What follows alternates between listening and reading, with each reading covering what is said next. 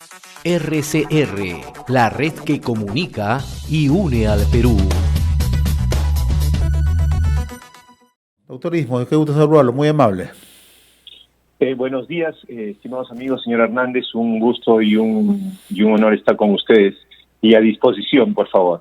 El tema Majes-Sigua, sin lugar a dudas, es el principal tema de agenda política en Arequipa, pero también para todo el país, ¿no? Por la significancia que tiene y el impacto socioeconómico que puede generar, ¿no? Ayer el Pleno del Congreso, doctor Ismoes, aprobó el proyecto de ley que plantea, ¿no?, una garantía soberana de 104 millones para el proyecto Majes-Sigua, ¿no? Además, esto ya significaría que el proyecto pasaría nuevamente, si no corrígeme, al gobierno regional, ¿no?, de Arequipa. Y también este proyecto ya tiene algunas observaciones de parte del Ministerio de Economía y Finanzas y el Ministerio de Agricultura, ¿no? Me gustaría conocer su opinión, por favor. Bueno, todos somos absolutamente conscientes de la importancia del proyecto Majes-Sigua 2, no solamente para Arequipa, sino para el Perú, sobre todo en este marco de necesidad de reactivación económica. Sin embargo, lo preocupante son los procedimientos que el gobierno regional ha utilizado, que pueden ser perversos si es que se aplica la legalidad. En una entrevista anterior, usted me preguntó cuál era el problema con el proyecto Majes, y un poquito para que sus oyentes se ubiquen, el proyecto Majes es un proyecto muy interesante de habilitación de 38,000 hectáreas en la región Arequipa, que promueven el desarrollo de oportunidad y 100,000 empleos, y que es en términos estructurales, es una asociación público-privada entre el gobierno regional, que ha puesto $270 millones, el concesionario, que es la empresa Cobra, que pone 300, y hay la necesidad de suscribir a petición del concesionario una adenda que se denomina la número 13, que requiere un aval para financiar $104 millones adicionales provenientes de una propuesta de adenda basada en un cambio tecnológico, sustituyendo los canales por tubería bajo un argumento de mejor presurización, ahorro de agua y sobre todo eliminación de evaporación en grandes porcentajes. Ese aval no puede ser otorgado por el gobierno regional y requiere el aval soberano del gobierno central.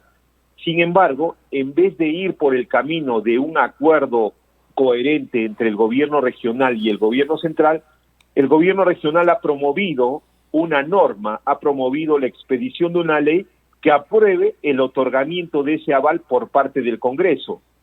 Sin embargo, es importante precisar que el artículo 77 y el 78 de la Constitución Política del Perú establecen con meridiana claridad que el presupuesto y el proyecto de presupuesto es enviado al Congreso para su aprobación durante el mes de agosto de cada año, y es el Congreso el que aprueba ese presupuesto, incluyendo endeudamiento y equilibrio financiero. Es decir, que bajo ninguna circunstancia el Congreso de la República puede aprobar sin previa propuesta del Ejecutivo cualquier consideración relacionada a ampliación de presupuesto, endeudamiento o situación relacionada a equilibrio financiero.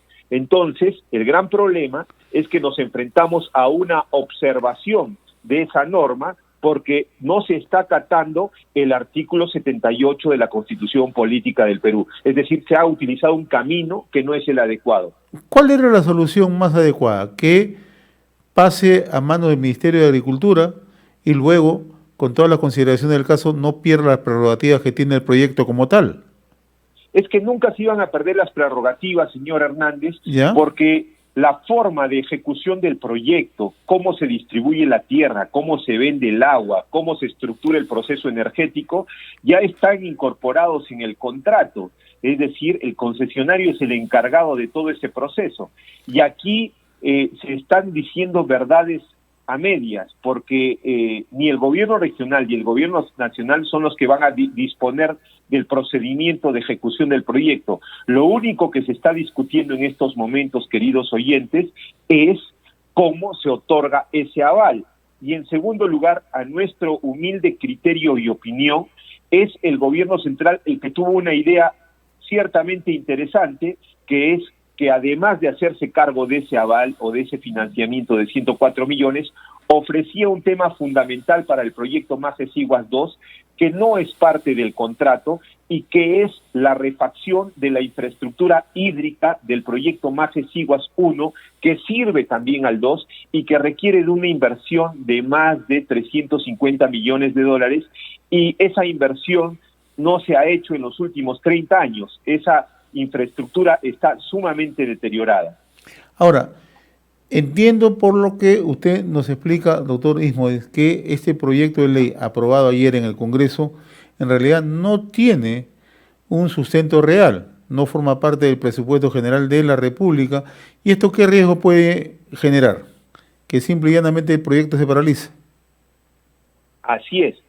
Le leo textualmente el artículo 78. ¿Cómo no? El presidente de la República envía al Congreso el proyecto de ley de presupuesto dentro de un plazo que vence el 30 de agosto de cada año. En la misma fecha envía proyectos de ley de endeudamiento y el equilibrio financiero.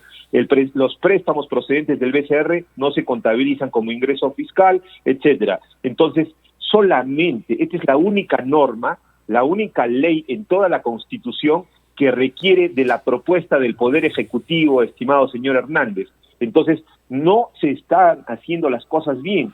Y lamentablemente en este escenario de río revuelto, porque lamentablemente hay una revoltija política que hoy día hace que ese problema en el que está enfrascado el presidente y esa disputa del Congreso generen este tipo de reacciones legales que no hacen otra cosa que contravenir la norma. Yo no es que esté en contra de una norma de esa naturaleza, pero tenemos que ver el principio de legalidad.